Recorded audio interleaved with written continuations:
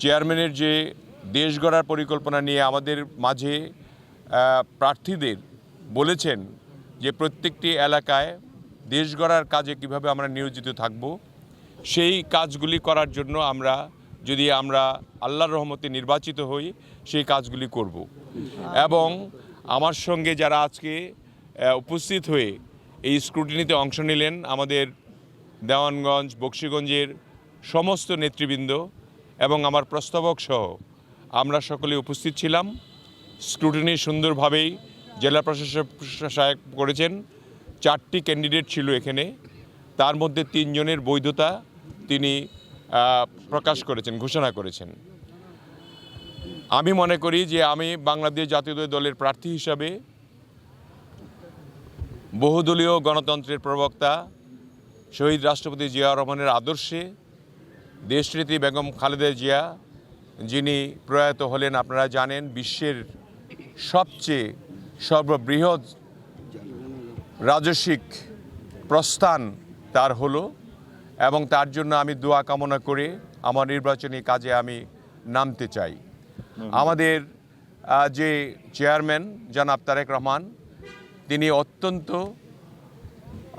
সজাগ বাংলাদেশের জন্য, এই ভঙ্গুর বাংলাদেশকে পুনর্গঠিত করার জন্য তিনি যে অঙ্গীকার করেছেন আমাদের প্রার্থীদের মাধ্যমে আমরা যদি নির্বাচিত হই, তাকে সহযোগিতা করে সমস্ত বাংলাদেশকে ঐক্যবদ্ধ করে আমরা একটা সুখী সমৃদ্ধ বাংলাদেশ গড়তে চাই।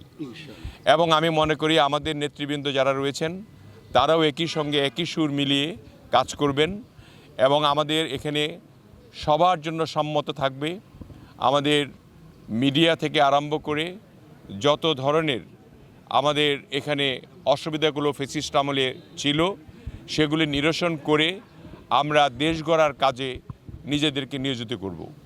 আপনাদেরকে আমরা অনেক অনেক ধন্যবাদ জানাই যে আমাদেরকে সবসময় আপনারা কভার করে আসছেন, এবং আমাদের ভালো দিকগুলি আপনারা জনগণের মাঝে তুলে ধরবেন, যাতে করে জনগণ উদ্বুদ্ধ হয়ে বাংলাদেশের স্বার্থে তারা আইন শৃঙ্খলা রক্ষা করে তারা এই আগামী ভোটদানে সকলেই সক্রিয়ভাবে অংশগ্রহণ করেন।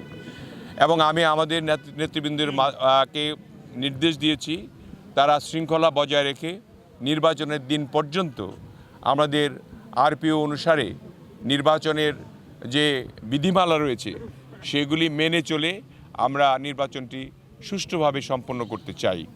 এবং আপনাদের সহযোগিতা আমাদের একান্ত কাম্য।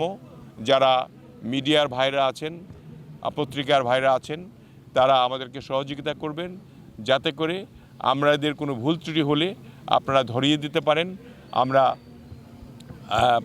আমরা শুদ্ধভাবে এই নির্বাচনটি সম্পূর্ণ করে যে আল্লাহর রহমতে যদি নির্বাচিত হই, সেই নির্বাচনের মাধ্যমে আমি এই দেওয়ানগঞ্জ বকশীগঞ্জ তথা জামালপুর জেলার উন্নতির জন্য আমার প্রচেষ্টা বজায় রাখব।